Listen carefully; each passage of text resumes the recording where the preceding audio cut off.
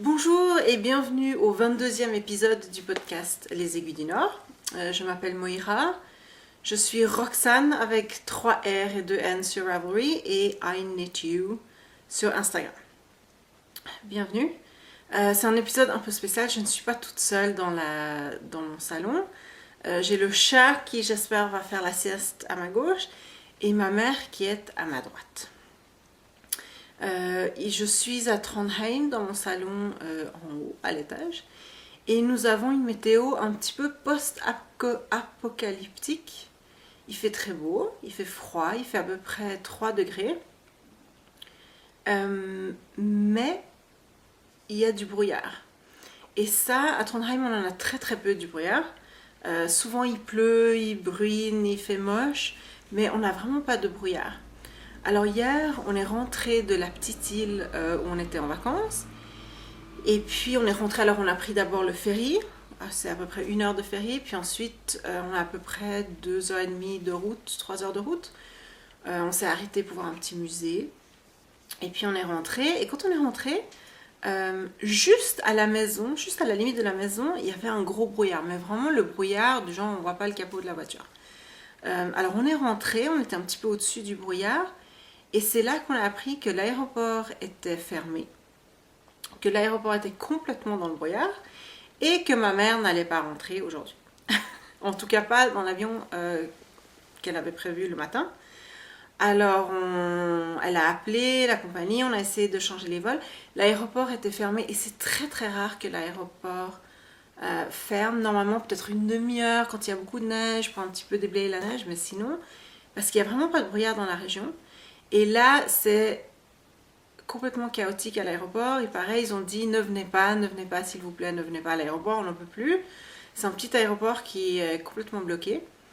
Alors ici, c'est un peu étrange. Ce matin, il faisait beau ici et l'aéroport était encore dans le brouillard. Et soi-disant, c'est un brouillard qui a surpris les météorologues. Je pense que, je ne sais pas si certains d'entre vous sont météorologues, mais il me semble qu'ils sont assez surpris assez souvent, les météorologues. Mais là, c'est un brouillard qui est apparu au milieu de nulle part, il ne sait pas quand il va partir, blablabla. Bref. Donc, ma mère a donc son vol cet après-midi. Alors, elle est là, elle me regarde. Elle rigole. Et comme ça, je pourrais vous montrer son projet aussi. Mais voilà, alors dès que j'aurai fini d'enregistrer, on va vite aller à l'aéroport. Et on se tient les pouces, on espère que le brouillard a quitté la zone de l'aéroport. Il n'y en a plus ici, il fait beau. Mais près de l'aéroport, il y a encore un petit peu de brouillard. Et le problème à Trondheim, c'est que c'est un petit aéroport. Alors, on a très peu d'avions qui passent la nuit ici. Normalement, les avions viennent par exemple d'Oslo. C'est là où elle devait aller pour la première partie de son voyage. Les avions viennent d'Oslo avec le vol de, je sais pas, 6h du matin. Et ils repartent vers 7h30, 8h.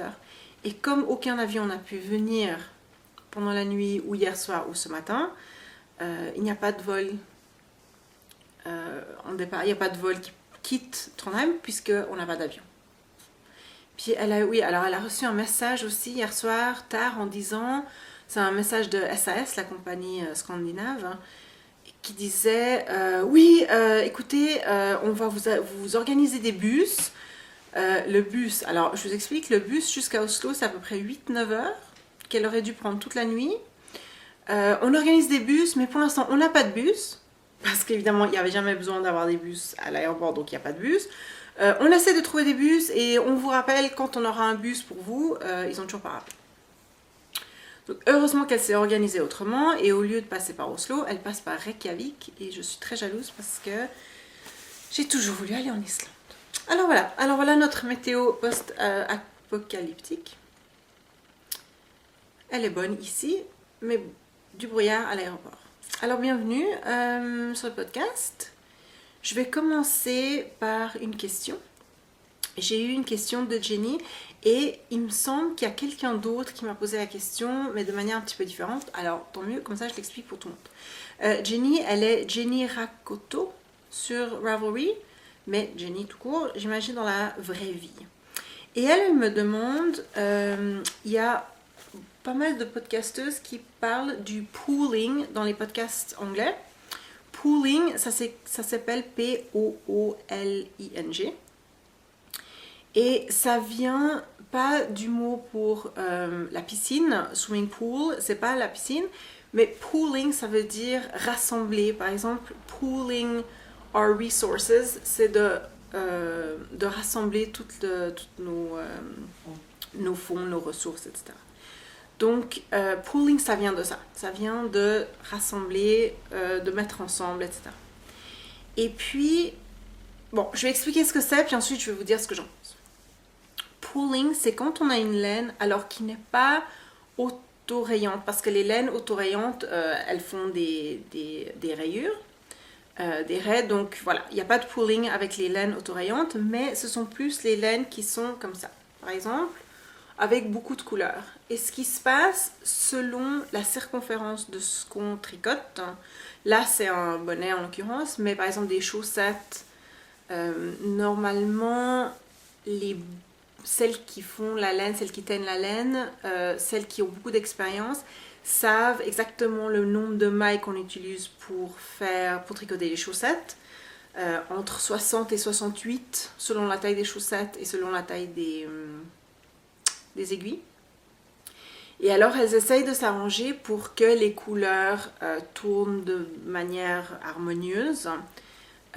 Donc pas les couleurs autorayantes, mais les couleurs où les laines où il y a beaucoup de couleurs comme ça. Mais de temps en temps, soit si elles n'ont pas fait attention, soit si on a une circonférence un petit peu différente, il peut se passer, ce que vous voyez ici, c'est où on se retrouve avec un bloc de couleurs. Alors là, vous voyez un bloc vert, et ici, voilà, j'arrive toujours pas à faire à l'envers. Ici, on a un bloc, disons, rose et blanc. Alors, au lieu d'avoir un mélange, disons, plus harmonieux, comme ça par exemple, on a un bloc de couleurs, comme ça, et c'est ça qui s'appelle pooling. C'est-à-dire que la même couleur s'est retrouvée tout ensemble. Là, on voit bien le vert ici. Oui, le vert. Attendez, je tourne dans le mauvais sens. Voilà. Et voilà. Oui, ma mère qui rigole, mais à part ça, la caméra, elle est à l'envers. Et c'est difficile. Voilà, ça c'est pooling. Voilà. Ça, c'est ce que ça veut dire. Et ça arrive... ça arrive quand on fait ça parce que, voilà. Ça arrive quand on fait des chaussettes, parfois. Des fois oui, des fois non. C'est arrivé avec les chaussettes de mon mari. Les fameuses chaussettes que je tricotais au tout début du podcast, les premiers épisodes. Et là, c'était des chaussettes qui étaient toutes noires avec des points blancs. Et ce qui s'est passé de temps en temps, c'est que les points se retrouvaient, ce qui faisait que ça me faisait des zigzags. Au lieu d'avoir des points ici un petit peu partout, ça me faisait des zigzags et il fallait que j'interrompe le zigzag. Alors, ce qu'on peut faire pour éviter, ça dépend de ce qu'on est en train de tricoter, puis ça dépend de combien de patience on a, de si c'est très grave, si les couleurs sont très foncées, etc. Moi, ce que j'ai fait avec mon mari de temps en temps, c'est que comme les chaussettes étaient noires, je tricotais en rond, puis de temps en temps, je revenais un petit peu en arrière, donc je faisais quelques points en vert, et puis je recontinuais. Et comme ce sont des longues chaussettes, toutes en noir, on n'y voit rien du tout. Ce qu'on peut faire aussi, et ça je l'ai aussi fait, c'est tout simplement couper le fil et puis avancer quelques centimètres et puis reprendre le fil et retricoter. Après, il faut rentrer tous les fils. Voilà. Ça, c'est la solution pour le pooling. Soit on revient tout petit peu en arrière, quelques mailles en arrière, puis on recontinue, si ça ne va pas se voir au final. Ou bien on coupe le fil, on le tire un tout petit peu et puis on continue. Ça, c'est la solution pour le pooling. Mais maintenant, ce que j'en pense du pooling. Moi, ce que je pense, c'est que quelques podcasteuses au début des podcasts, surtout des podcasts vidéo, en ont fait tout un foin de ce pooling et maintenant c'est devenu un truc. C'est devenu un truc qu'il faut éviter à tout prix. Moi, ça m'a jamais dérangé. C'est vrai que là, j'ai essayé de trouver des chaussettes qui avaient du pooling et j'en ai pas trouvé, donc ça m'arrive pas souvent. Mais si jamais je tricote une chaussette ça me dérange absolument pas et je comprends pas du tout pourquoi c'est devenu tout un truc. Je pense que c'est un phénomène de mode de dire qu'il faut éviter le pooling à tout prix parce que, oh mon Dieu, quelle horreur, j'ai du pooling sur mes chaussettes. Moi, je vois pas le problème. Quand on a des couleurs comme ça, là, évidemment, il se passe des choses étranges quand on arrive à une circonférence plus petite. Et je trouve ça très sympa. Ça fait partie du charme, mon Dieu. Voilà. Pour moi, alors ça, c'est du vrai pooling, hein, par exemple. Ici, là, et puis le blanc. Pour moi, ça fait partie du charme de la laine qui a plein de couleurs, des différentes circonférences. Moi, je trouve ça super sympa. Je vois absolument pas où est le problème. Et franchement, je pense que c'est devenu un phénomène de mode d'essayer d'éviter le pooling, de dire que c'est la chose la plus horrible qui puisse arriver à une paire de chaussettes, qu'il y a des laines qui poolent et qui... on s'en fout. Je comprends. Moi, je vois pas du tout où est le problème. Mais c'est devenu un phénomène. Je sais qu'il y a beaucoup, moi je les entends aussi, j'ai mis les podcasteuses américaines qui en font vraiment tout un truc, qui disent que oh mon Dieu, la chaussette, regardez, qu'est-ce que je vais faire, blabla, c'est pas une bonne laine parce qu'elle poule. Et je comprends pas où est le problème. Moi je vois pas du tout où est le problème. Si ça fait une grosse tache, peut-être. Mais quand on a des laines avec autant de couleurs, ou bien je vais prendre par exemple des laines que je vous ai montrées la semaine dernière. Voilà, je vous avais montré ça la semaine dernière, de Cyborg's Craft Room. On a des laines comme ça, elles sont tellement belles. Si en les tricotant, je me retrouve avec un bout qui est très vert, je vois pas où est le problème. Hein. C'est la beauté de ces laines qu'on ne sait pas exactement de quoi elles vont avoir l'air. Je sais pas, moi je vois pas du tout où est le problème. Mais c'est vrai, je suis d'accord avec toi que les podcasteuses américaines, elles en parlent tout le temps. Et à chaque fois qu'elles essayent une nouvelle laine ou bien un nouveau type de couleur ou un truc comme ça, elles en parlent. Oh, heureusement qu'il n'y a pas de pooling sur ma chaussette. Je vois pas le problème. Je trouve que ça serait même sympa. S'il y avait tout d'un coup, je sais pas, un petit bout avec... Oh, j'ai du mal aujourd'hui, voilà. Un petit bout comme ça. Je veux dire, il y a du pooling quand elles font les écheveaux. Et on adore ça. Enfin, je vois pas le problème. Je vois pas où est le problème. Je vois pas où est le problème. Mais si toi, ça t'embête aussi, la solution, c'est ça. Soit de couper le fil, tout simplement. Mais je sais que pour les chaussettes de mon mari, j'ai dû faire ça assez souvent. Et c'était juste de la mauvaise chance dans le sens que... De la malchance, c'était juste de la malchance dans le sens que le nombre de mailles faisait que les points blancs, parce que les points blancs, ils avaient été faits par une machine, et donc ils étaient à tant de centimètres les uns des autres, et moi j'avais tant de mailles par rang, et ça, voilà, c'est juste un peu de malchance. Alors j'ai dû couper quelques fois, puis ensuite ça a été plus haut quand j'ai augmenté ou quand j'ai diminué le nombre de mailles, ça a disparu tout de suite.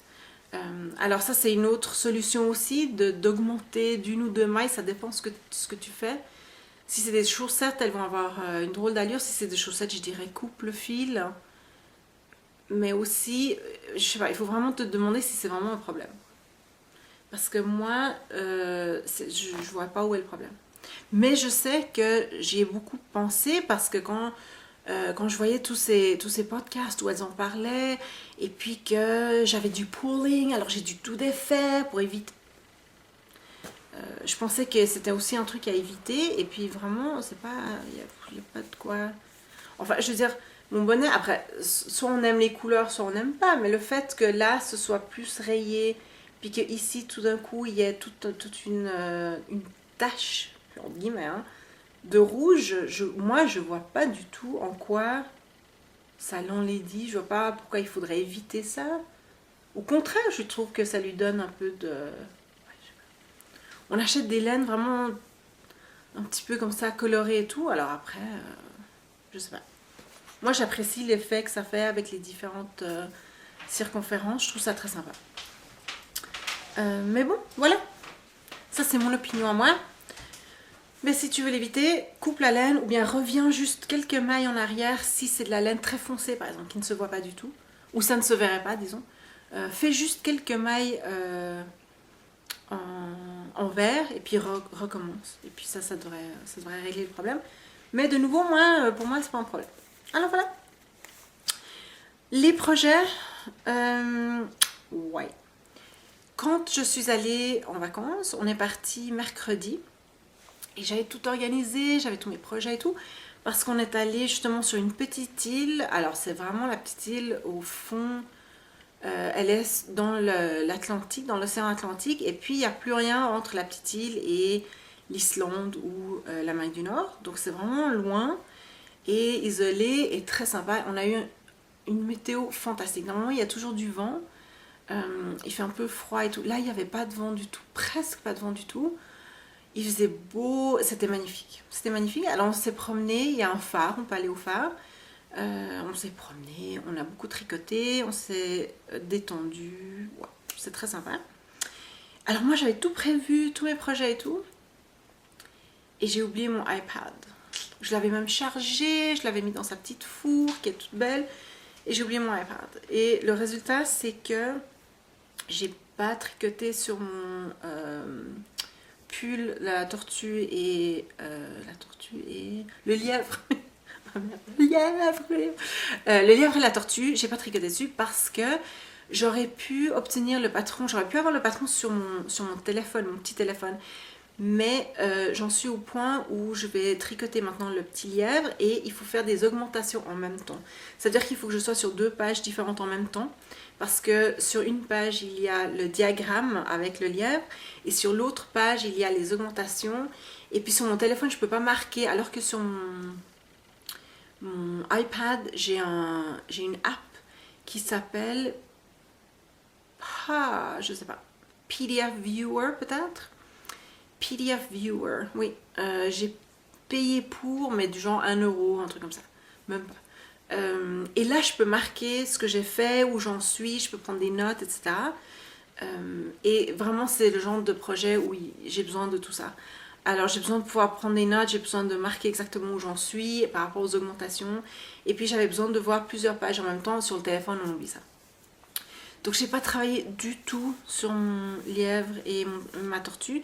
Le patron s'appelle, il est en anglais, il s'appelle Turquoise and Hair. Et il est toujours de Kate Davies. Alors j'ai rien fait. Par contre, je vous parle quand même du Cal Nouveau. Je le tricote dans le cadre du Cal Nouveau. Et ce que j'adore avec ce Cal Nouveau, on a sur Ravelry, dans le groupe, venez vous joindre à nous. Le groupe s'appelle tout simplement Les Aiguilles du Nord. On a un Cal, K-A-L, Knit Along. Et on tricote où on fait du crochet, ou du crochet tunisien, où on file, etc., etc. Des choses qui sont nouvelles pour nous. Donc ça s'appelle Cal Nouveau. Et puis la dernière fois, j'ai oublié de vous montrer les prix. Un des prix, c'est un patron de votre choix, et c'est moi qui vous l'offre.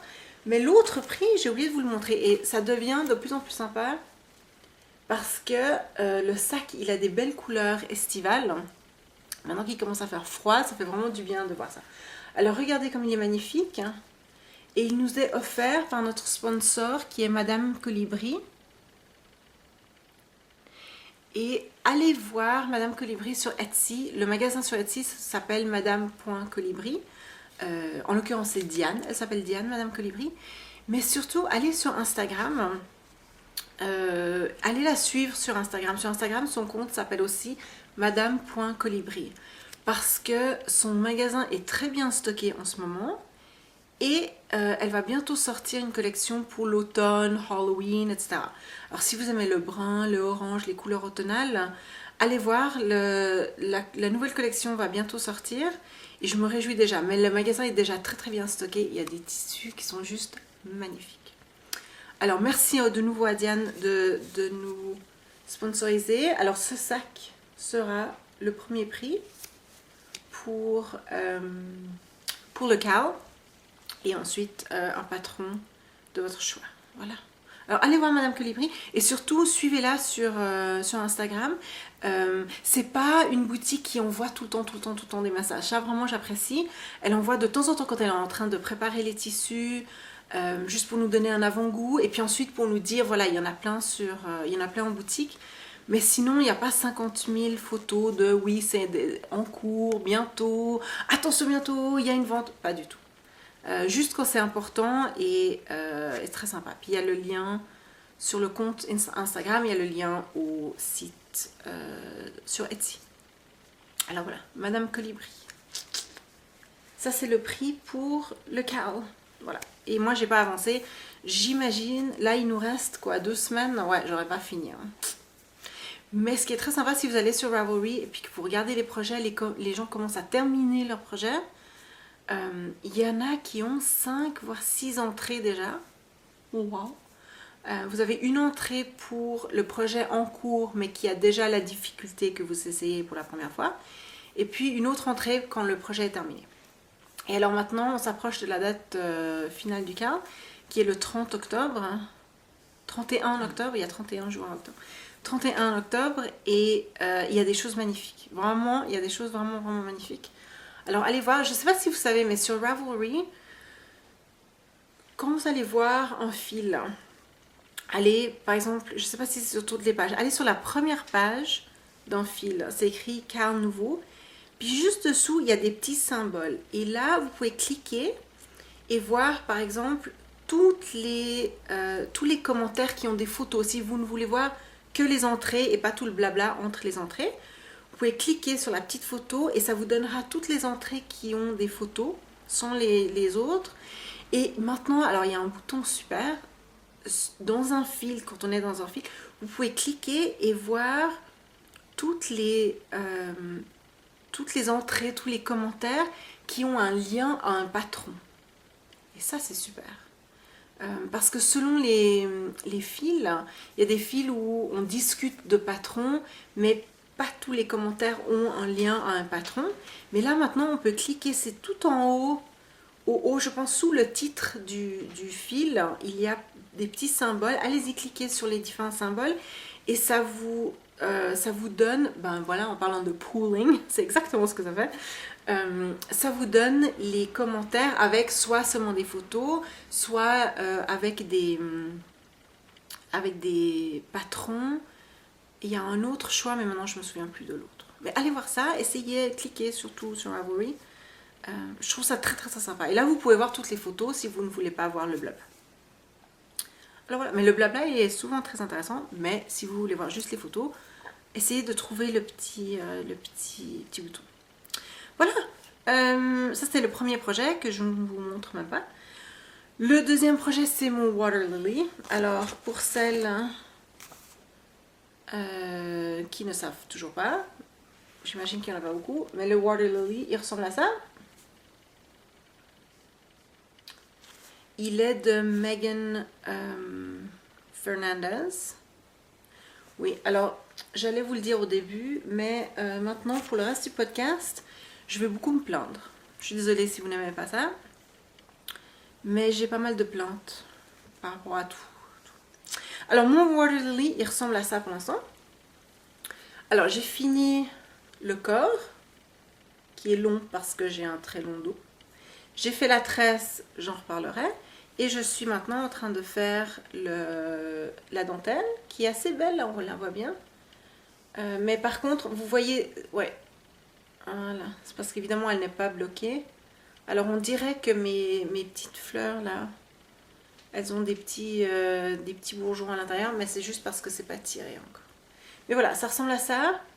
J'ai bientôt fini 2 répétitions et puis j'ai bientôt fini la longueur que je dois tricoter pour le dos. Donc j'ai bientôt fini le dos et ensuite je m'attaquerai au devant.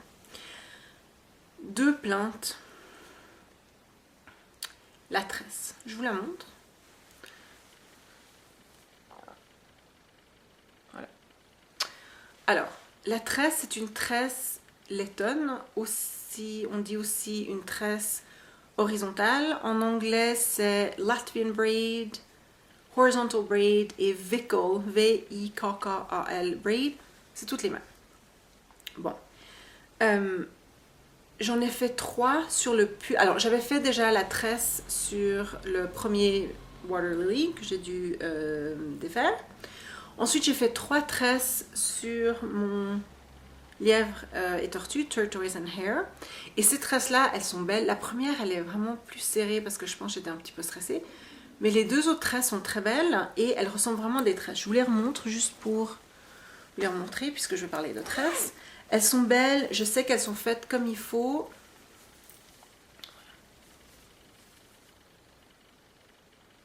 Vous voyez, j'étais de plus en plus détendue. La tresse verte est très serrée, la tresse brune un peu moins.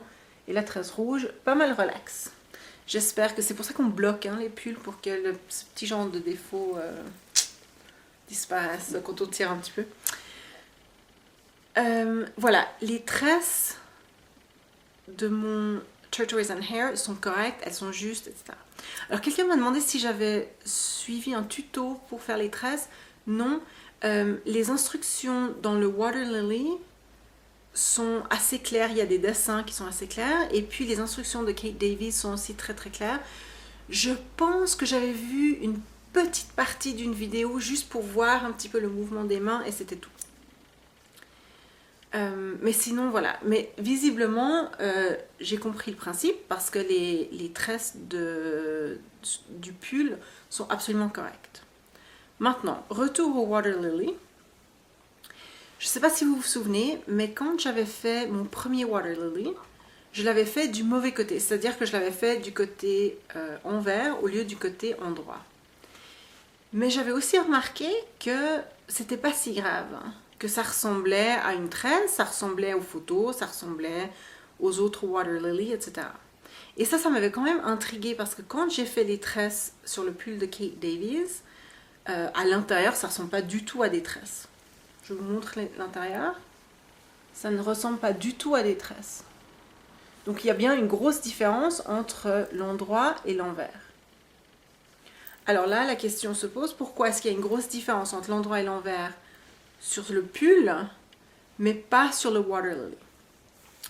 Et ensuite, quand j'ai dû faire la tresse pour le Water Lily, j'ai de nouveau re-regardé les instructions, et voilà le problème. Les instructions pour la tresse du Water Lily sont exactement les mêmes,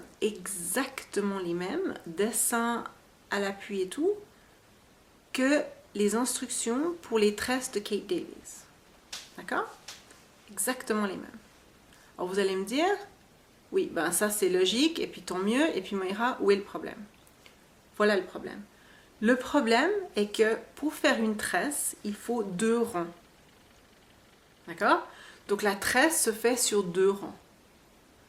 Or, pour le pull, les 2 rangs se font en tricotant en rond. C'est-à-dire qu'il n'y a pas d'envers. On fait un rang et ensuite on continue pour faire le 2e rang. Okay?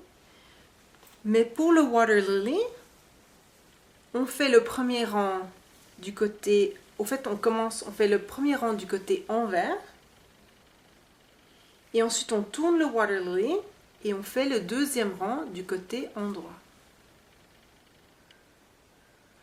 Ce qui veut dire que la moitié de la tresse est devant et l'autre moitié est derrière. D'accord? Parce que les instructions, et j'ai regardé 50 000 fois les instructions pour le Water Lily en me disant, c'est juste pas possible hein, qu'elle ait fait ça. Mais oui. Et alors, je ne sais pas si vous allez pouvoir voir, mais si vous voyez la tresse ici, il n'y a qu'une demi-tresse. Il y a le bas de la tresse et ensuite les points en vert au-dessus. Et si je le retourne, et là c'est l'envers, donc c'est l'intérieur du Water Lily, on voit, voici l'autre moitié de la tresse. Alors là c'est difficile à voir, mais on voit l'autre moitié ici. Or, si on fait les deux rangs de la tresse du même côté, ça donne ça. Et là, on voit bien les deux. Vous voyez, ça va dans un sens d'un côté, puis ensuite, quand on fait le 2e rang, ça va dans le 2e sens.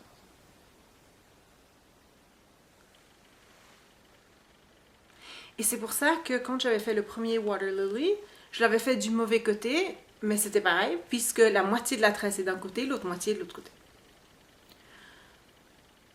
Les instructions n'auraient pas dû être... Ce que je veux dire, c'est que les instructions n'auraient pas dû être exactement pareilles, puisqu'on ne tricote pas exactement de la même manière.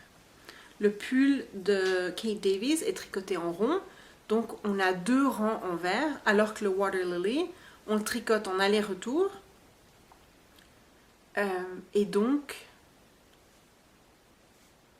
on devrait avoir des instructions un tout petit peu différentes. Est-ce qu'elle a fait exprès? Est-ce qu'on est supposé avoir juste la demi-tresse? Je sais pas. Parce que si on est supposé avoir juste la demi-tresse, pourquoi faire la tresse sur le retour? Puisqu'elle va se retrouver derrière. Je sais pas. Et quand on regarde, quand je regarde ici, alors là, il faut vraiment y aller à l'intérieur. Mais cette tresse-là, elle ressemble à la tresse que moi j'ai tricotée, qui est au fait une demi-tresse. Donc en fait, c'est juste le bas de la tresse, le haut, il est à l'arrière du pull. Mais s'il est à l'arrière, pourquoi est-ce qu'on l'a fait? On aurait pu juste... ouais. Quel est le but de la moitié de tresse qui est à l'intérieur du Water Lily? Alors voilà, je sais pas. Je sais que j'ai dit pendant tout mon château rouge que celle qui l'a... Oh, comment ça s'appelle? Madame Tricotte s'était trompée, et au fait elle s'était pas trompée. C'est moi qui avait mal lu les instructions. Mais là, je me demande vraiment ce qui se passe. Alors, je sais que certains d'entre vous ont fait le Water Lily, ont tricoté le Water Lily. Qu'est-ce que vous en pensez de cette tresse? Est-ce que vous avez tricoté une autre tresse? Et puis, qu'est-ce que vous en pensez? Est-ce que vous avez aussi la moitié de la tresse devant et l'autre moitié derrière? Petit poussin. Ah, le chat. Non, non, non. Va vers grand-maman. Petit poussin, viens. Va vers grand-maman. Viens. Va. Viens, petit poussin. Non, tu peux pas venir ici parce que Viens. la dernière fois, tu m'as mis des poils partout. Non, non, non. Viens, viens, petit poussin. On a essayé de le mettre dehors. Viens, viens vite. Va chez Viens. grand-maman. Viens te faire caresser. Voilà. Oh, viens. On a essayé de le mettre Viens. dehors, mais il s'est rendu compte tout de suite qu'il y avait un truc qui se tramait. Et alors il s'est enfui. Non, je veux pas aller dehors, je veux pas aller dehors. Oh. Et alors voilà, il est là. Il est là, et puis on essaye de le garder éloigné de mes tricots. Alors voilà, ça c'était le premier problème avec le Water Lily. Cette tresse là, et j'en peux plus de cette tresse, j'en ai tellement marre, que j'ai continué. Et puis voilà, c'est joli de toute façon, mais c'est pas une tresse complète, c'est la moitié d'une tresse. Je trouve ça... ouais. Tu veux monter? Ensuite, l'autre problème avec le Water Lily. Tu veux monter? Pour le corps, on doit tricoter une certaine longueur et ensuite s'arrêter. Bon, soit. J'ai tricoté la longueur plus à peu près 10 cm parce que quand j'ai fait le premier, il était tellement court qu'il fallait que je rajoute.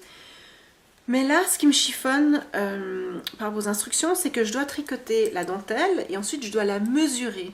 Donc au lieu de me dire pour taille tant, tricoter 2 fois et demi, je pense que ça va revenir à peu près à ça, 2 fois et demi le motif, on me dit tricoter de la dentelle jusqu'à ce que vous ayez tant de centimètres.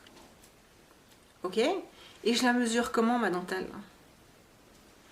Parce que si je la tiens comme ça, vous voyez? Elle est comme ça ma dentelle parce qu'elle n'est pas bloquée. Je ne vais pas laver et bloquer mon truc à chaque fois que je veux mesurer. Donc ma dentelle que je viens de tricoter, elle ressemble à ça. Est-ce que je mesure comme ça? Ou est-ce que je me dis que non, en fait, quand je vais la porter, il y aura le poids. Donc je la tiens comme ça par les aiguilles. Et puis je mesure comme ça avec le poids naturel du bas. Ou est-ce que je me dis, bah, au fait, je vais la bloquer. Et puis quand je vais la bloquer, je vais bien tirer. Donc je tire et je mesure en tirant. Je mesure comment? Parce que je ne vais pas la bloquer juste pour pouvoir mesurer. Puis après, s'il manque 5 cm, je dois retricoter, rebloquer, remesurer. C'est ridicule. Hein. Et elle aurait dû faire le travail pour moi. C'est-à-dire qu'elle aurait dû bloquer et voir un petit peu combien de rangs ça faisait par rapport à la dimension et me dire tricote tant de rangs. Parce que moi, je ne sais pas comment je vais mesurer. Je ne sais pas. Il y a une énorme différence. Hein. Si je tricote comme ça... si je mesure comme ça, c'est possible que quand une fois que je l'ai bloqué et que je le porte avec le poids, la dentelle, elle va m'arriver au nombril. En même temps, si je fais trop court, il sera de nouveau trop court, puis la dentelle va commencer trop haut sur la poitrine, ce sera moche. Alors, pour que ça donne ça, puisque c'est ce qu'elle veut qu'on fasse, combien de rangs est-ce que je dois tricoter pour ma taille? Je sais pas.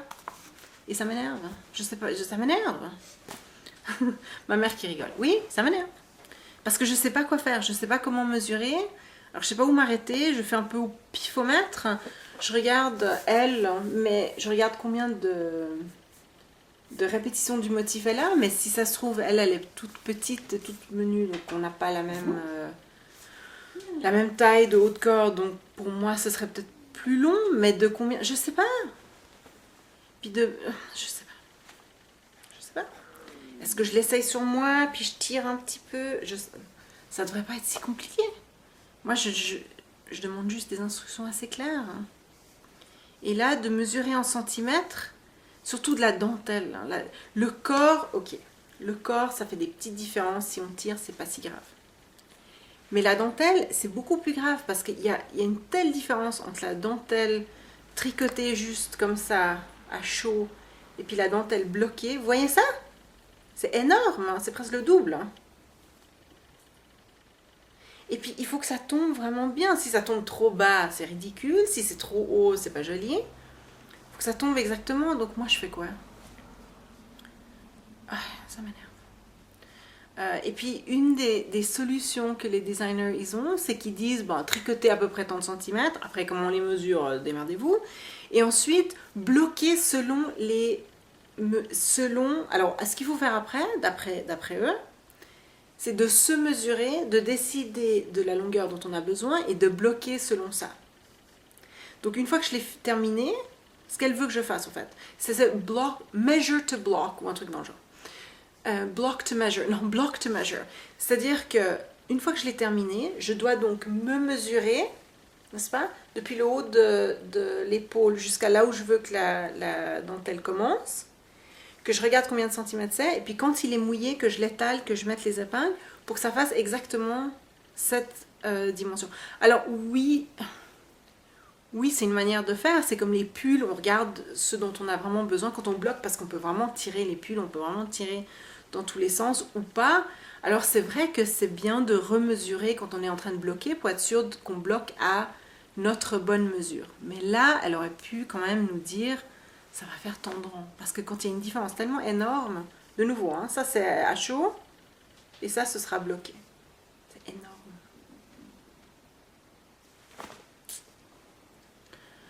Alors voilà, alors moi je suis un petit peu frustrée. Je me dis que trop petit c'est mieux que trop grand, parce qu'on peut toujours tirer plus, hein, alors qu'on ne peut pas rétrécir. Et puis le pull, en le portant, il va s'allonger. Non, tu peux toujours pas venir. Hein. Tu n'es toujours pas bienvenue. Viens, non. Viens, petit poussin. Non. C'est tentant, hein. Alors j'ai de la laine, ça a l'air tout doux et tout. Puis là je parle, il pense que je lui parle à lui, le pauvre. Ah, tu veux le faire caresser ou tu veux que je le coupe dehors? Ouais, mets-le dehors, mets-le dehors. Je le mets dehors? Ouais. Mais tiens-lui les pattes, tu vas te faire griffer. Hein? Attention aux pattes, tu vas te faire griffer. Parce Ouais, qu'il sait, hein, quand on approche de la porte, il sait qu'on va le mettre dehors. Puis... Il est tout gentil. Hein. J'ai un chat très très gentil. Mais il faut pas l'emmerder. Ah oui, il se prépare. Oui, il se prépare à te griffer. Ouais. Non, il sait. Hein. Oui, très gentil tant qu'on le laisse tranquille. Alors voilà, mes frustrations pour le Water Lily. La tresse qui a... Hein, et les mesures qui sont compliquées. Voilà, j'ai arrêté de me plaindre pour ce projet, mais j'en ai encore un. Avec encore un problème. Vous savez que j'ai reçu plein de laine. Ah non, mes cheveux, qu'est-ce qui s'est passé ici? Oh oui, mon Dieu. J'ai des houpettes. Hein. Ma fille en a une, elle est vraiment comme ça, celle de ma fille. Puis elle est tellement grande et tout qu'on lui a donné un petit nom. Elle s'appelle Suzette la houppette. Ma petite fille, elle trouve que c'est moyennement drôle. Moi, ça me fait moyen de rire.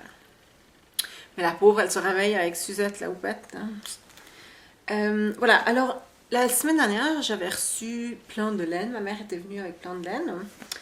Et puis... puis je me suis dit que j'avais besoin d'un petit projet comme ça vite pour le ferry et tout. Et puis au fait, comme j'ai oublié mon iPad, c'est devenu un de mes projets principaux avec le Water Lily pendant que j'étais absente. Pas absente, pendant que mon iPad était absente, pendant que j'étais en vacances. Ma fille a choisi cette laine-ci. Oula, je suis en train de tout perdre. Voilà. De Mint Rain. Je vous montre ça. Je l'avais sorti pour vous le montrer. Voilà. Mint Rain sur Etsy. Puis alors elle aussi elle a restocké, allez voir ça, c'est magnifique. Alors voilà, ça c'est Ce sont les couleurs. Et ça, c'est de la laine autorayante. Alors, j'ai été vite sur Etsy trouver un patron pour des mitaines. Et puis, je voulais un patron gratuit, vite fait, comme ça. Je voulais aussi un patron avec plusieurs tailles. Parce qu'il y a des patrons où il y a juste une taille, puis c'est one size fits all. No. Alors voilà, j'ai trouvé ce patron. Je vous montre un exemple. Comme ça, des mitaines comme ça. Ça, ce ne sont pas les miennes, hein, ce sont les mitaines du patron. Et le patron s'appelle Mittens to Fit. Mittens to Fit. Et c'est Slavy ou Slavy, je ne sais pas, qui l'a fait, c'est un monsieur. Alors je vous montre ça sur Ravelry. Oh, vous voyez pas. Comme ça, voilà. Mittens to Fit. Parce que ce qu'il fait, c'est qu'il donne, déjà il y a 3 tailles, alors ça j'aime beaucoup, small, medium, large. Je vais dire que ce sont des tailles de femmes, c'est-à-dire que pour un homme, le large sera un medium à peu près. Et puis il dit, allez-y, tricotez, voici le patron de base, et puis ensuite vous en faites ce que vous voulez. Et c'est un patron franchement qui est très facile à suivre. Et voilà, alors j'ai 2 mitaines, mais pas de pouce. Et puis alors j'ai presque réussi à en faire des jumelles, mais ce sont des jumelles fraternelles et pas identiques, les mitaines, parce que j'ai fini celle-ci en premier, puis il y avait du brun, là j'avais du brun, alors j'ai commencé le brun comme j'avais fait ici, mais il y en avait un tout petit peu moins qu'ici. Alors ça fait que à la fin ça m'a donné un tout petit peu plus de brun ici qu'ici, donc ce sont des jumelles, hein. Quand même on voit que ce sont les mêmes, mais elles sont plus fraternelles qu'identiques, et ça c'est pas grave. Alors les mitaines, je vais pas les... Ouais, est-ce que je les essaye? J'avais décidé d'en faire et pour ma fille et pour moi, parce que j'ai plein de laine, je peux en faire des mitaines, je peux en faire tout l'hiver avec cette laine, avec cette pelote. Alors je me suis dit, ben, je vais faire la taille médium pour moi, et ensuite j'ajusterai pour ma fille. Sauf que quand j'ai monté les mailles, je pense on attendait le ferry, puis on avait trouvé un préau d'école, puis il y avait du bruit, ma fille disait maman regarde, regarde et tout. Et quand j'ai monté les mailles, j'ai un petit peu oublié comment on compte. Et au lieu de compter comme il faut jusqu'à 16, hein, j'ai compté jusqu'à 12. Et donc ça faisait, j'étais supposée avoir 16 mailles sur chaque aiguille, donc 64 mailles. Je peux vous dire tout ça parce que le patron est gratuit. Je sais que pas mal d'entre vous ont commencé à utiliser des patrons en anglais, alors je vous le recommande, sauf il y a juste un petit caveat, ça viendra à la fin. Et quand j'ai monté les mailles, j'en ai monté 16, 16, 16 et 12 sur la dernière aiguille au lieu de 16. Et j'ai eu pas mal de bol avec ça parce que ça donne la taille petite, la taille small, c'est 16 plus 16 plus 16 plus 12, ça fait 60 mailles. Et ça c'est la taille small, et puis je me suis dit, et je m'en suis rendu compte quand j'étais à peu près ici, je déteste les mailles en côte, j'avais tellement pas envie de recommencer, alors je me suis dit, bah je les ferai pour elle, pour la petite, et puis elle pourra grandir dedans. Bah pas du tout, en fait ça lui va déjà, elles lui vont déjà. Alors j'ai fini, voilà les mitaines, et puis c'est un pouce, en fait c'est un afterthought pouce, parce qu'on tricote le pouce là, on le sort, et puis ensuite on le met sur des mailles comme ça, et on va y revenir quand maman aura été conduite à l'aéroport, quand j'aurai mangé, et voilà, cet après-midi, comme ça elle les aura demain, parce que il fait déjà assez frais. Alors ce soir, c'est mission pouce aujourd'hui, 2 petits pouces. Est-ce que je vais les essayer pour vous montrer? Alors ils sont un petit peu petits pour moi, ça donne ça. Et puis, comme il dit, après, c'est facile d'ajuster, d'allonger, de faire aussi des motifs si vous voulez faire des petits motifs. Mais ça, c'est le patron de base et c'est très bien, etc.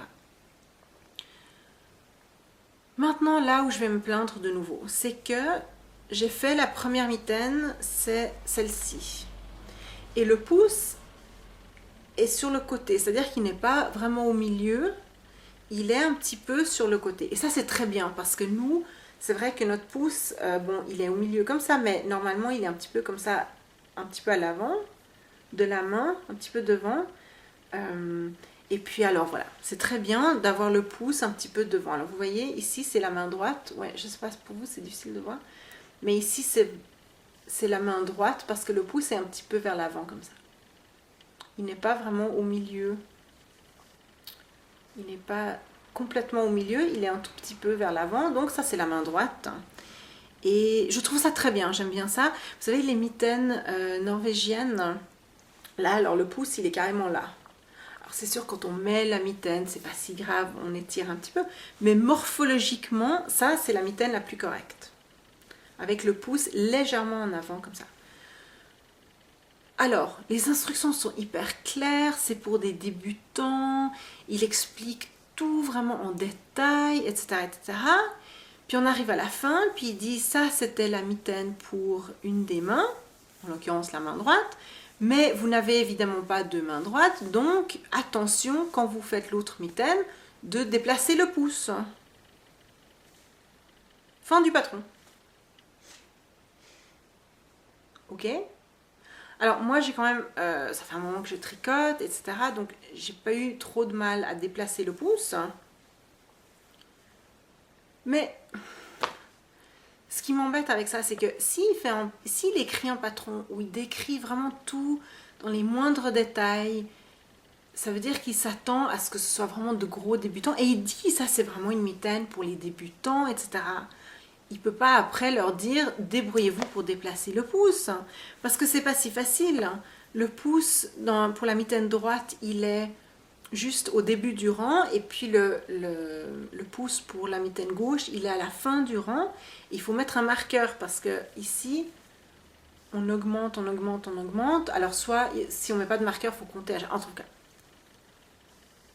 cas, c'est pas compliqué, mais si on s'attend à ce que ce soit des tout débutants qui font ça, ils vont se planter quand ils vont faire le pouce de l'autre côté. Ça, c'est sûr.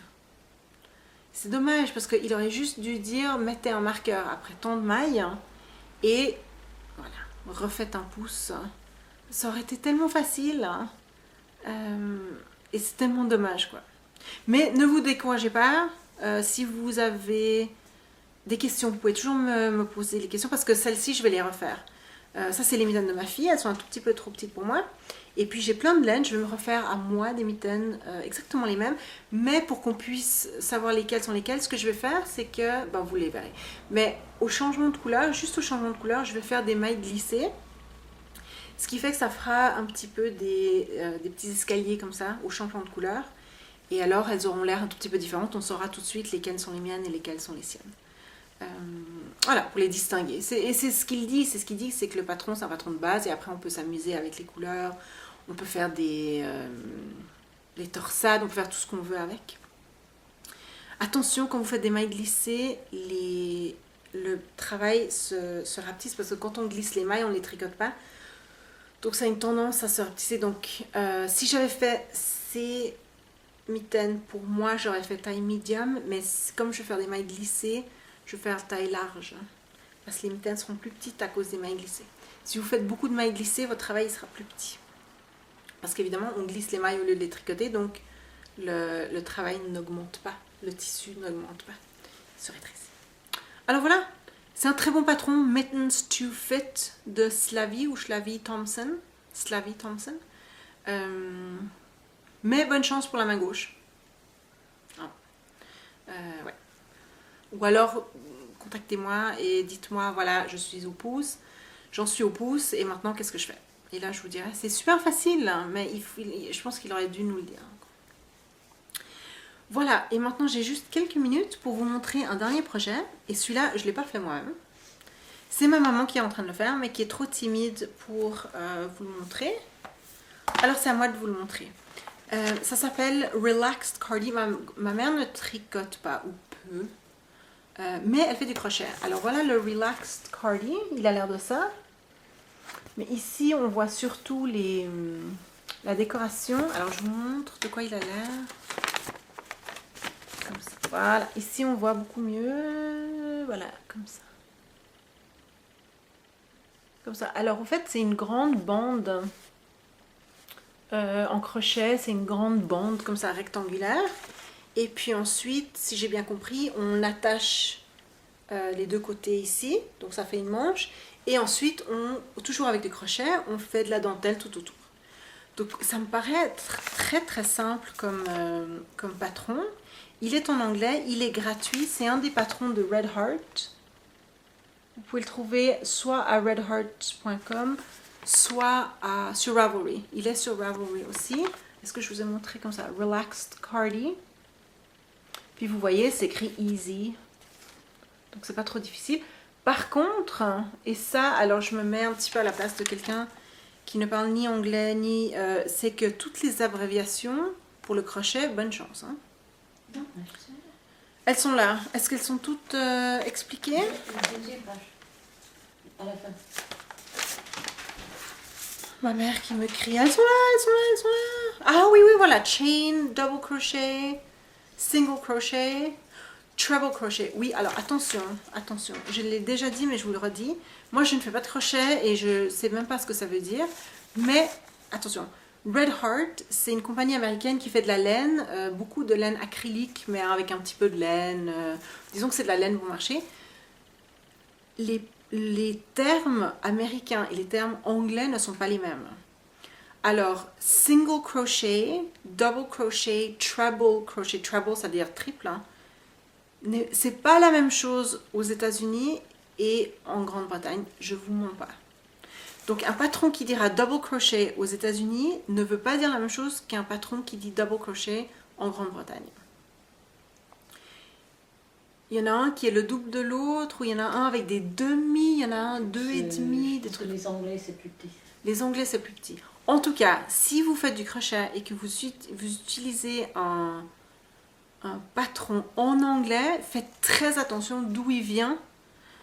Utilisez Ravelry, essayez de trouver si c'est un patron américain ou un patron britannique, parce que les instructions, les mots sont les mêmes, mais les termes sont les mêmes, mais ils ne veulent pas dire la même chose.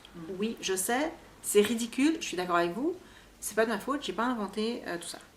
Alors voilà, ma mère, elle est en train de faire ça. Ça, ce sont des instructions en anglais, et ça me paraît assez simple. Alors je me dis, pour quelqu'un qui aime bien faire du crochet, c'est juste une bande comme ça, rectangulaire, qu'on accroche, ça me paraît assez facile.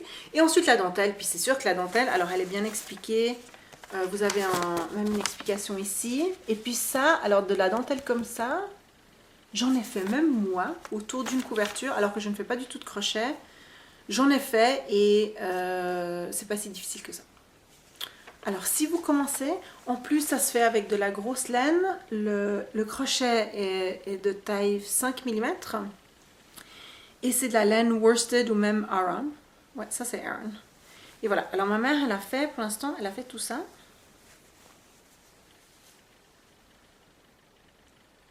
Tout ça, tout ça, tout ça, tout ça, tout ça, tout ça, tout ça, tout ça, tout ça, tout ça, tout ça, tout ça, tout ça, tout ça et tout ça. Mais ça se tricote, donc ça c'est le haut, n'est-ce pas? Ça c'est le col et puis le bas sera le bas du dos. Et puis ça, c'est alors l'erreur dont je vous avais parlé la semaine dernière, c'est que c'est écrit de tricoter pour la taille de ma grand-mère 20 pouces ou 22 pouces, et elle pensait qu'elle devait tricoter 20 rangs.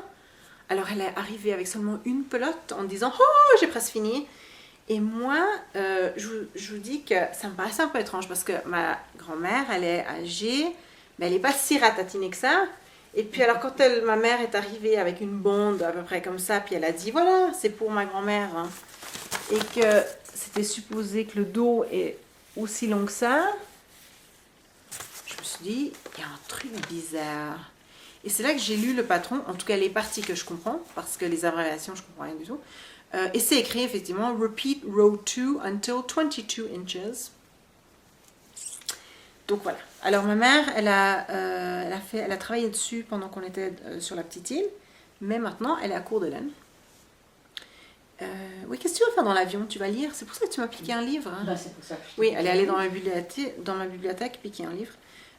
Parce que voilà, elle est à court de laine, hein, puisqu'elle ne pensait pas devoir crocheter aussi long. Et puis pour la bordure, elle va utiliser ceci en brun. Et c'est Lion Brand, qui est une marque américaine. Red Heart et Lion Brand sont des laines américaines. Je pense que l'autre, l'impeccable, c'est... Impeccable, c'est Red Heart Non, aussi. je pense que c'est Lion Brand aussi. C'est Lion Brand aussi. Ah, les deux J'ai sont Lion l'impression, Brand. C'est le patron. Ah, c'est de l'acrylique. Ah, tout est de l'acrylique. Tout est de l'acrylique. Parce qu'on habite la Floride. Oui, alors ma grand-mère et ma mère habitent en Floride, donc il fait chaud. Donc la laine, on oublie ça. Celui-là, il est doux. C'est de l'acrylique. Oui, C'est ce dont je vous parlais l'année dernière. L'épisode dernier à propos des laines acryliques. Celui-ci n'est pas si doux. Mais ici, là, cette laine, elle est 100% acrylique. 100% acrylique, elle est tant de mètres par ounce. Oh mon dieu, j'arrive pas à calculer. Oui, c'est de la laine worsted. Ça, c'est worsted et puis ça, c'est aran. Parce qu'elle est plus épaisse. Ça, c'est de la laine worsted. Elle est très très douce. Et c'est pour ça que je l'ai choisi. Oui, c'est pour ça que tu l'as choisi. Ça, Oui, parce que c'est autour du cou. Oui, puis c'est écrit d'ailleurs, il y a même un petit symbole, c'est pour les écharpes et les bonnets, parce que déjà on peut la laver, elle est très douce, ouais, vraiment très douce, vraiment très très douce, et si elle doit être lavée, ou bien si, ouais, on habite dans un pays chaud, puis que la laine, on oublie ça, ouais, l'acrylique, pourquoi pas? Pas pour moi, mais pourquoi pas? Voilà, alors avec tout ça, j'ai beaucoup parlé. Ma caméra, oui, la carte mémoire est plus longue, mais la caméra s'arrête après 1 heure parce qu'elle n'en peut plus de m'entendre parler. Et nous, il faut qu'on aille à l'aéroport, chère maman. Alors voilà, je vous laisse. J'espère que j'ai pas été trop hargneuse et trop frustrée pendant ce podcast. Continuez à mettre vos photos sur Ravelry parce que c'est vraiment un plaisir de voir ce que vous avez fait. C'est fantastique de voir les projets qui se terminent et ouais, j'adore y aller. J'y vais plusieurs fois par jour. Et je sais, vous savez que je ne commente pas toujours, mais je vois tout et j'admire tout. Et je les vois sur mon téléphone et ensuite le soir, je retourne sur les voir sur grand écran sur mon ordinateur parce qu'il y a tellement de... des belles choses, des belles choses, des belles choses. Alors voilà, bonne semaine et puis je vous retrouve lundi prochain. Au revoir.